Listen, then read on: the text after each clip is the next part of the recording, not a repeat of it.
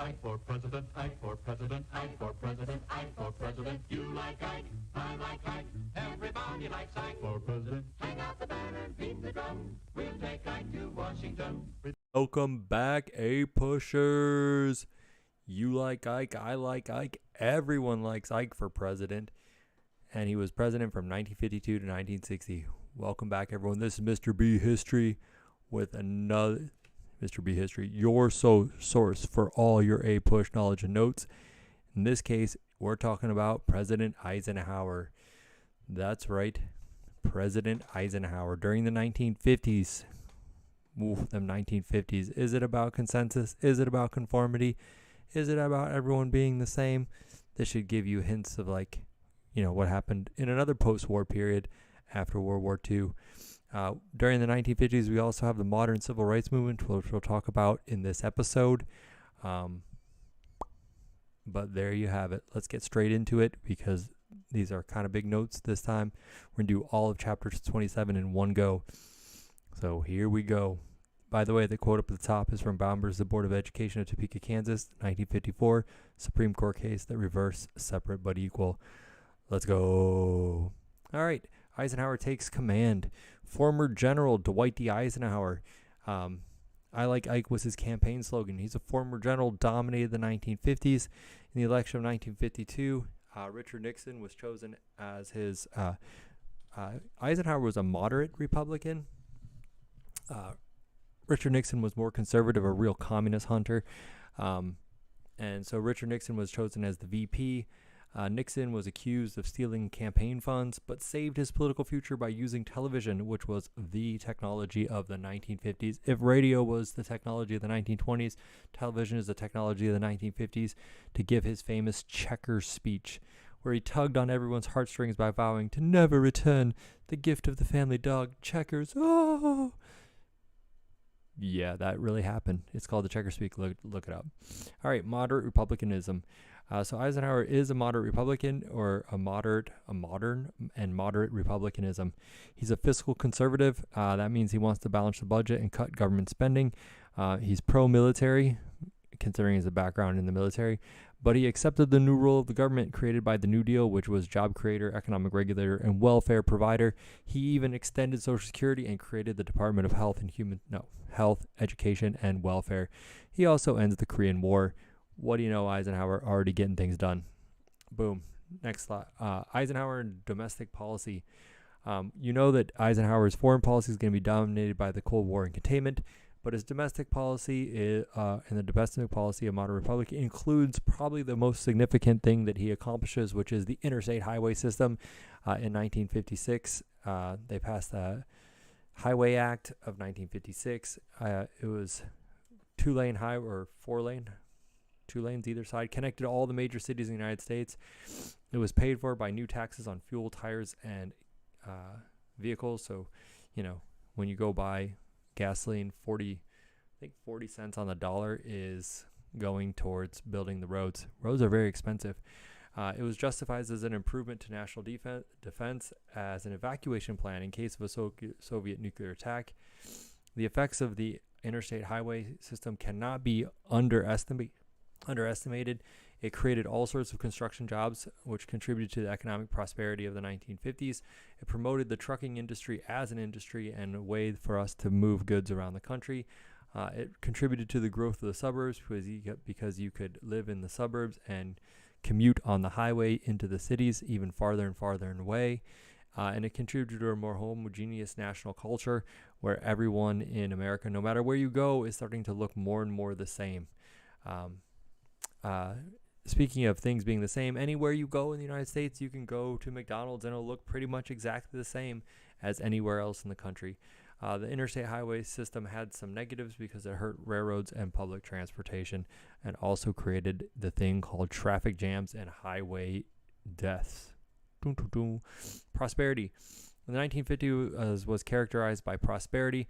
There was low inflation. It was the most successful economic policy of any modern president.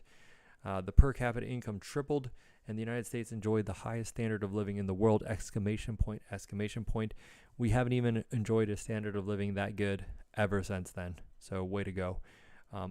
Dwight D. Eisenhower. The election of 1956, because the economy is going so well, there's peace and prosperity. Eisenhower easily wins, but Congress is still controlled by the Democrats, so not a lot of things are going to get done when you have opposing parties in power. Eisenhower in the Cold War, his foreign policy. He is Secretary of State Dulles, John Foster Dulles, had Dulles diplomacy. He wanted to have a, quote, new look to U.S. foreign policy. Instead of just passive containment, he wanted to challenge the Soviets and China. He took a hardline stance, which became known as brinksmanship. He was going to push them to the brink of World War III. Part of this brinksmanship was the concept of massive retaliation, which was a greater reliance on nuclear weapons and air power. They said, quote, more bang for your buck. Massive retaliation. So no matter how much, so this is still containment, you guys, or A-pushers out there. This is still containment. So the idea is that containment, the way we're going to contain communism this time, is threatening massive retaliation. We're going to hit you with atomic bombs if you try to spread.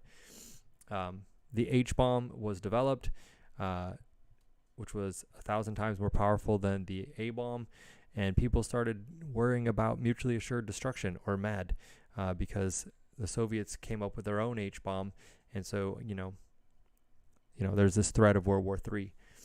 A nuclear deterrent prevented World War III, but did not stop smaller conflicts. So luckily for everyone, the two superpowers never did resort to nuclear war, but that didn't stop other smaller scale conflicts. Unrest in the third world or developing nations.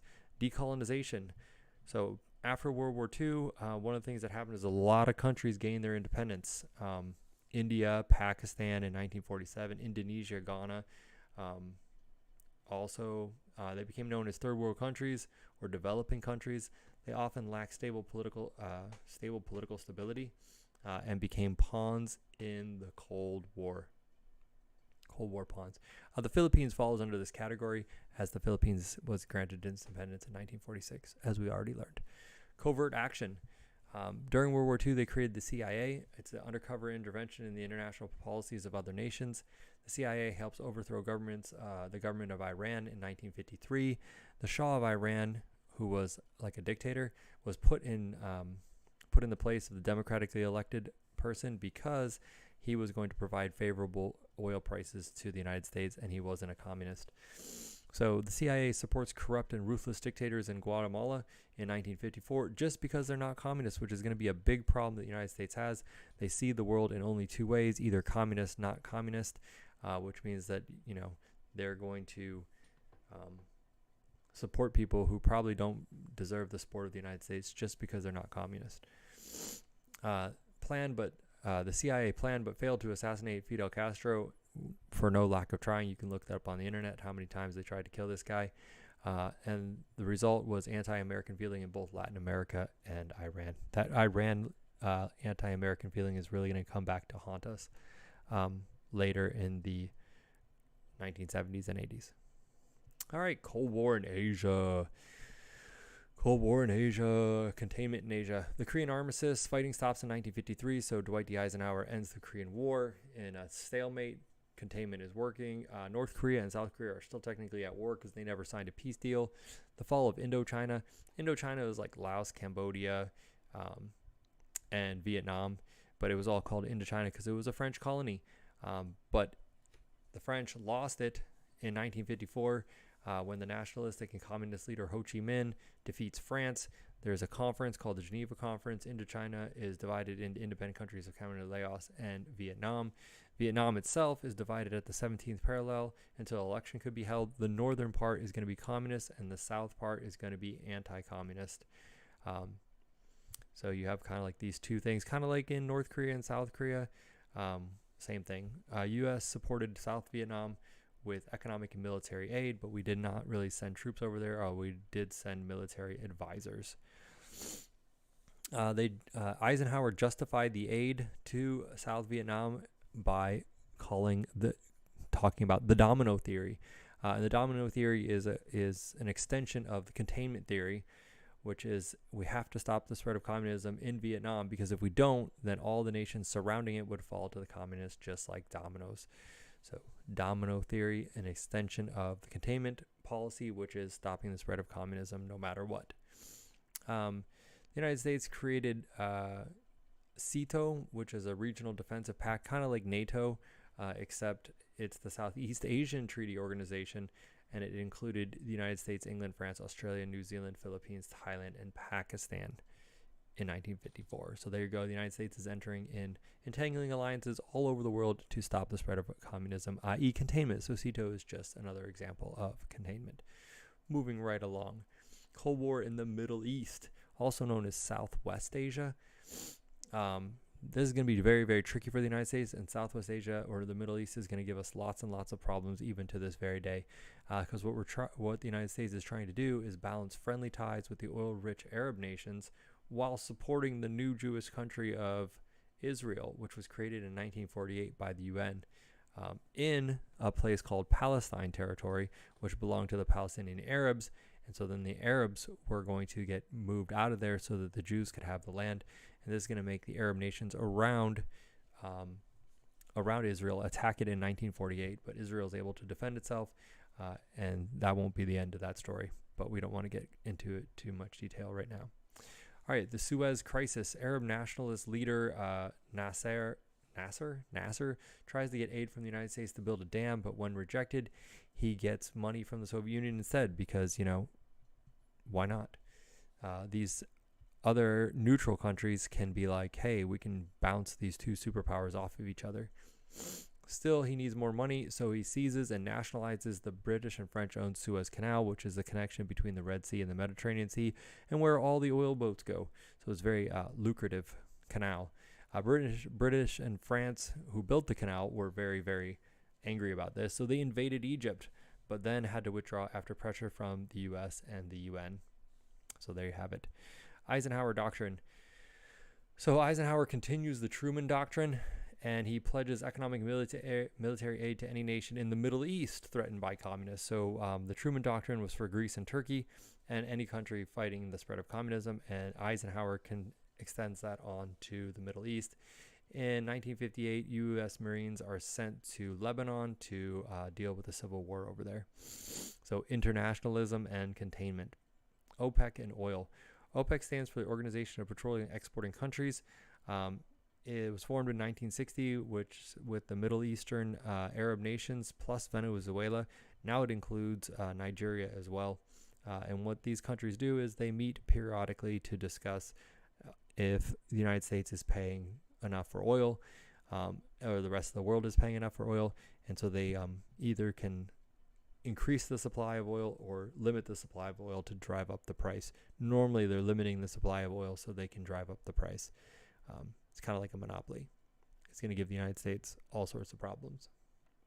All right, U.S. and Soviet relations.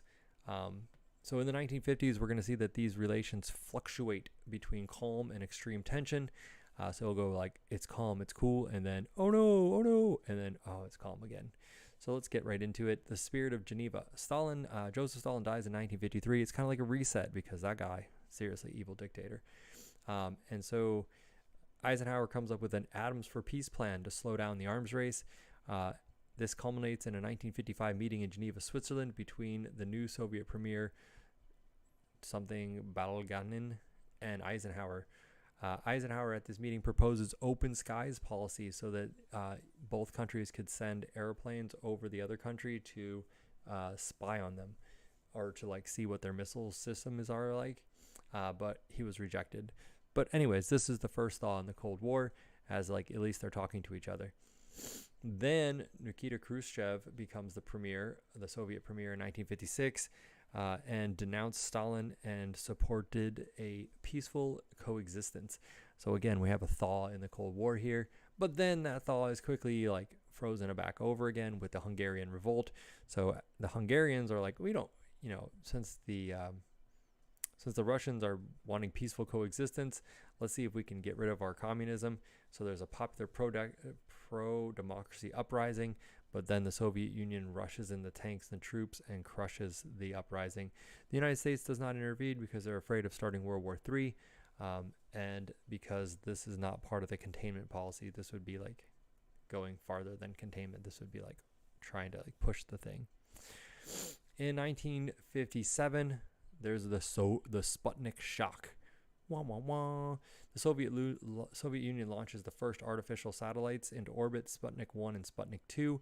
They're just metal balls that go beep, beep, beep, beep. But still, the ability to do this is something the United States can't do. And this begins the Cold War space race.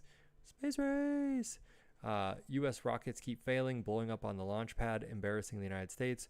So the United States is like, whoa, what are we going to do? So they do two things. In particular, in 1958, both of these things are created. The National Defense Education Act, which spends millions of federal dollars to improve math and science education, and also foreign language education, I guess. And then NASA, the National Aeronautics and Space Administration, which gets billions of dollars to build missiles, rockets, and explore outer space. This contributed to, Sputnik contributed to a Cold War fear of a Soviet nuclear attack, because if they can launch a metal ball into space, they can launch an atomic bomb to the other side of the country. Wah, wah, wah. The Second Berlin Crisis and Communist Cuba. In 1958, Khrushchev tries to take over West Berlin by threats. So I'm going to take over West Berlin. I think he says something like, we will crush we will crush capitalism, or something like that. But it was diffused by Eisenhower meeting at Camp David, so he calls him over, like, bro, chill. Everybody chill. Things are going really well until the U-2 incident. Russians shoot down a high-altitude U.S. spy plane because apparently after they rejected the Open Skies Agreement, the United States was like, well, let's just spy them on anyway. We have these planes that can fly above any of their other planes so that we can just fly up there, and we'll use these high-altitude planes to take pictures of their missiles programs, and they can't do anything about it. But they have rockets, and they shot down our plane with a rocket. Captured our pilot. Eisenhower takes the blame, but the Paris summit falls apart, and that is that. Cuba, 1959. Ooh, we're getting right through that. We're almost to the end. As we're getting right through the 1950s, we're almost to 1960. So Cuba in 1959, Fidel Castro takes over Cuba, overthrows the evil dictator, and sets himself up as a communist dictator. He nationalized American-owned businesses. The U.S. cuts trade with Cuba. As a result, Castro turns to the Soviet and announces that he's a communist. Wah, wah, wah. Eisenhower then authorizes the CIA to train anti-communist Cuban exiles to retake Cuba, which we're going to find out later happens in the 1960s, not under Eisenhower, but under Kennedy. It's going to be a big failure. All right. Eisenhower's legacy. So we made it all the way through Eisenhower's whole presidency. It was, as you can see, kind of eventful, but kind of also not eventful at the same time. It was really fluctuating between very calm and then very, very tense.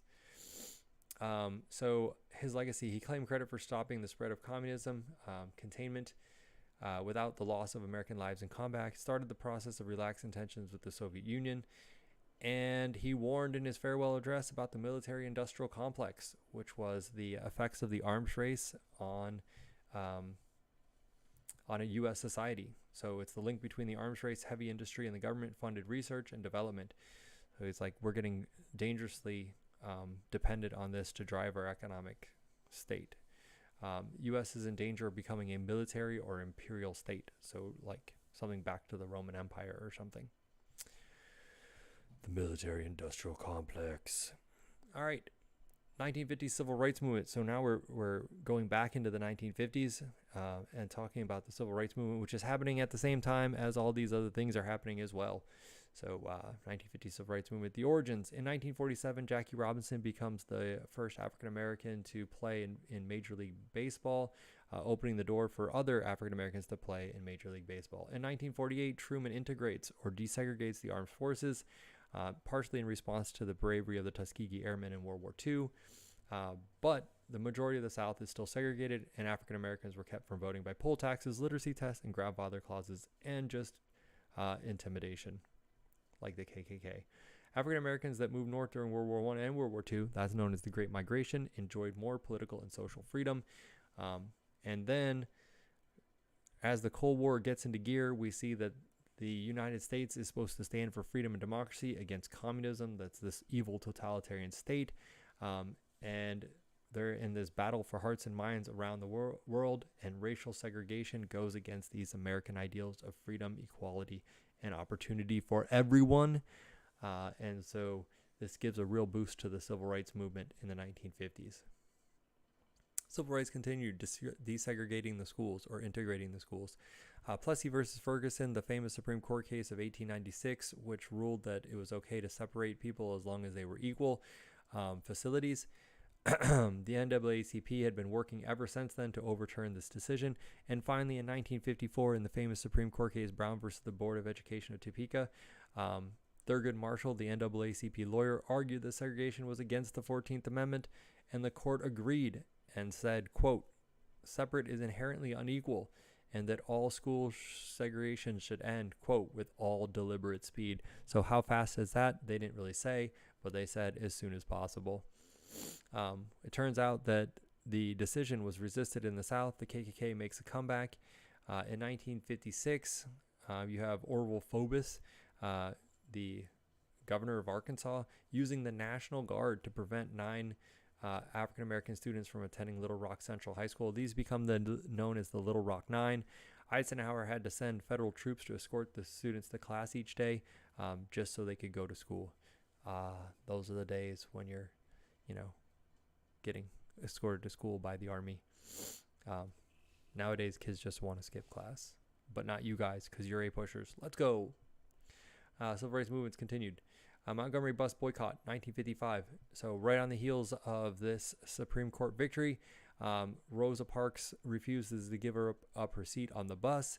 She's arrested, and her arrest triggers the Montgomery bus boycott. A boycott is when you refuse to purchase something as a way of a nonviolent protest. MLK, also known as Martin Luther King Jr., organized a year-long boycott of the bus system until they end segregation. It is a success, and the Supreme Court rules that segregated buses are unconstitutional, and that you should be able to sit wherever you want on the bus. Federal laws. Eisenhower did manage to get 2 federal laws passed, the Civil Rights Laws, or Acts of 1959 and 1960. They were modest in scope and created the Civil Rights Commission and gave the Justice Department more power to protect black voters, but they were limited success here. Nonviolent protests. So, Southern Christian Leadership Conference, the SCLC, in 1957. It was created by Martin Luther King Jr. It organized church leaders to support nonviolent protests to get civil rights. This is his protest organization. The sit-in movement, not related to the Southern Christian Leadership Conference. The sit-in movement was founded by college students in 1960. They started a movement by sitting at a segregated lunch counter until they were served or got arrested. They created a student group called the Student Nonviolent Coordinating Committee to organize and spread this type of protest to end segregation. So go young people. Immigration. U.S. dropped bans on Chinese. So remember in 1882, the Chinese Exclusion Act of 1882, finally they get rid of that thing in the 1950s, and it eliminated race as a barrier to naturalization. But quota laws were still in place until the Immigration Act of 1965. That's during Lyndon Baines Johnson's presidency. And then you have the interestingly named Operation Wetback. Sounds kind of racist.